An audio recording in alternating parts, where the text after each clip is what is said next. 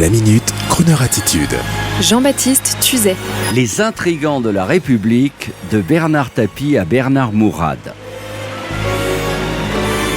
Aujourd'hui, sans être au cœur de l'intrigue parisienne, du showbiz, de la politique, j'aimerais vous dire un mot sur les intrigants de la République. Et j'ai eu cette idée grâce à un certain agacement, il faut bien le dire, pour la surmédiatisation d'Alexandre Benalla.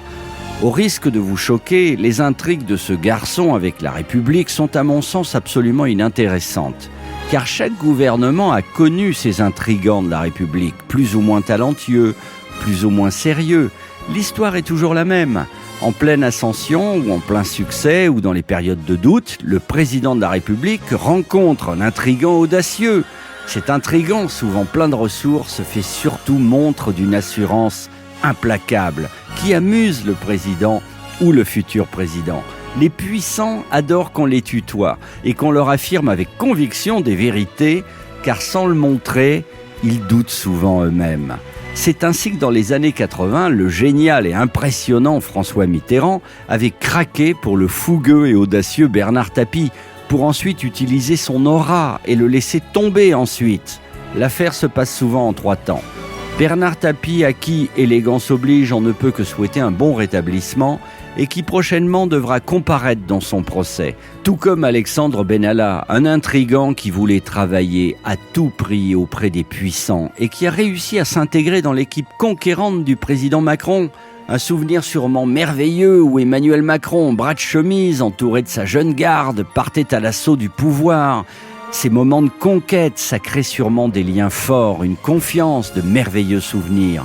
Et puis parmi ces intrigants de la République, il y a aussi les puissants, les rassurants, ceux qui ont connu le président avant qu'il ne soit président et qui ont recueilli son admiration.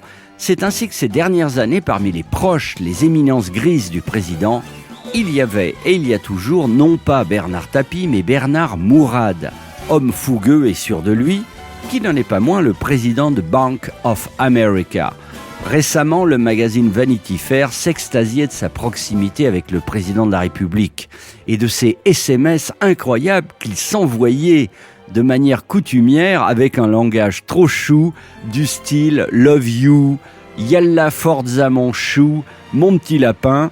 Il faut dire que l'intrigant Mourad n'est pas un inconnu qui arrive de nulle part. Au contraire, en 2008, Bernard Mourad est déjà un solide banquier, double diplômé, Sciences Po HEC, déjà proche des tycoons Xavier Niel et Patrick Drahi, un homme rayonnant, né d'une maman juive et d'un papa libanais, véritable méditerranéen à la faconde permanente. Et c'est en 2008 qu'il fera passer un entretien d'embauche au jeune Emmanuel Macron et qu'il le repère. Donc là, nous sommes dans le haut du panier, admiration, reconnaissance et ascension commune. Et cette connivence qui aide le chef de l'État à supporter la fatigue, la presse, les aléas de la gouvernance et la revendication gauloise, il y a toujours eu des intrigants de la République, peu doués ou surdoués, mais jamais transparents. Alors bien sûr, pour citer le cas de Bernard Mourad, la presse n'aime pas qu'un banquier soutienne un ex-banquier devenu président. Combien de fois a-t-on dénoncé la mise en avant du président Macron par le pouvoir bancaire, par le pouvoir des tycoons du digital, type Drahi ou Xavier Niel? En fait, toutes ces histoires sont des histoires d'hommes, un peu comme la rencontre du futur président à une table du restaurant La Rotonde à Montparnasse au 1er étage. Les Macron dînent en même temps que les De Villiers. Les 2 hommes se parlent et une alliance se crée. Puis le président va assister ensuite au spectacle du Puy du Fou. Et il adore. Dans ces métiers d'affinité élective et de haute tension, rien n'est impossible. Et c'est cela la Kroneur Attitude. Une rencontre dans un club entre Sinatra et un avocat. Une histoire de regard de femme et c'est la bagarre. Et puis après, les 2 hommes se réconcilient autour d'un verre et l'avocat bagarreur devient celui de Sinatra. Une affaire d'homme. Et sur ce, voici l'un des artistes préférés de la station. Nous avons tourné une émission de télévision ensemble avec Serge Calfon il y a quelques années. Et donc notre amitié est indéfectible, genre mafia. Donc, je vous l'impose. Comment, madame? Quel plaisir que cette imposition! Eh bien, je me réjouis de cet impôt charmant. It's wonderful, it's marvelous,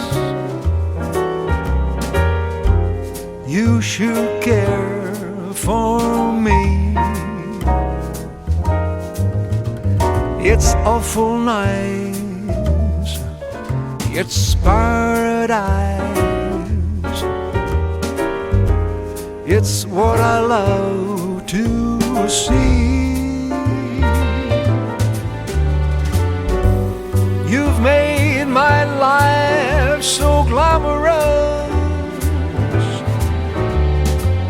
You can't blame me for feeling amorous.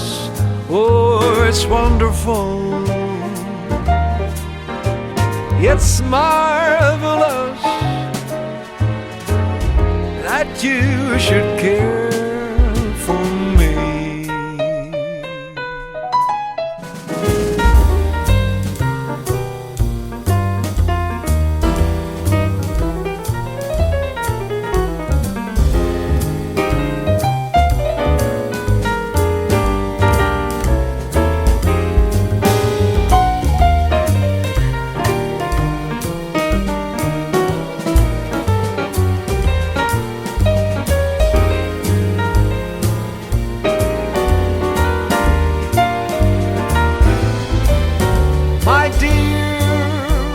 For lived clover time. From now on my heart's working overtime. Oh, it's wonderful. Yeah, it's marvelous that you should care for, that you should care for, that you should care for me.